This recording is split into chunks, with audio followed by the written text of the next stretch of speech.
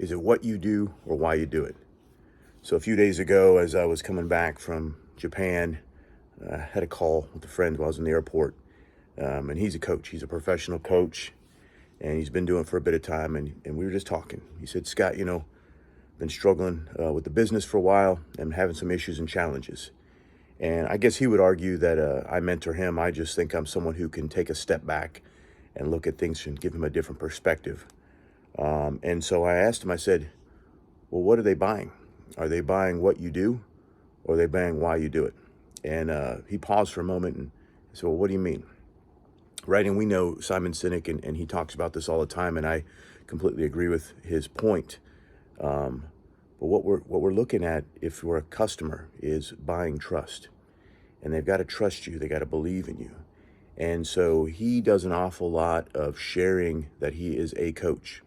And for some that works well. And if it does, continue with what you're doing. But for him, he's been struggling lately, struggling in terms of financially bringing in customers.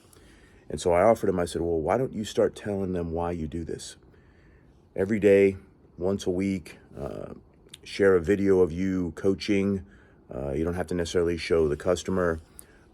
Give some tips, give them some advice on a video, show some posts of you doing this. And they'll see that passion. They'll see the love for what you do. If I'm an individual and I'm looking for a fitness coach, I don't necessarily want someone to just tell me they're a fitness coach.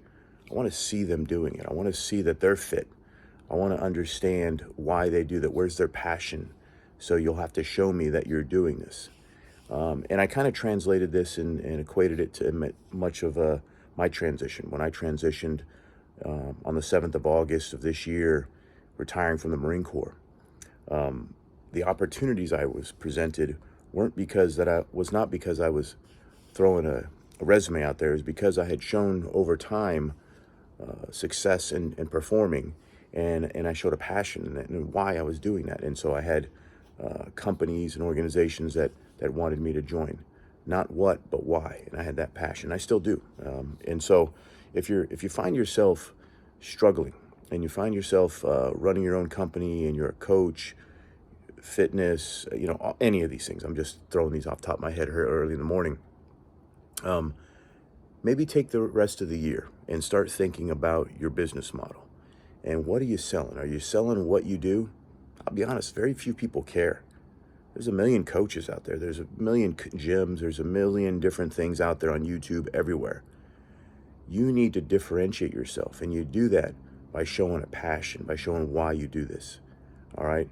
And so take the time between now and the new year, reassess your goals, reassess what you do, and come up with that plan. Come up with a plan to say, now I'm going to tell people why I do this.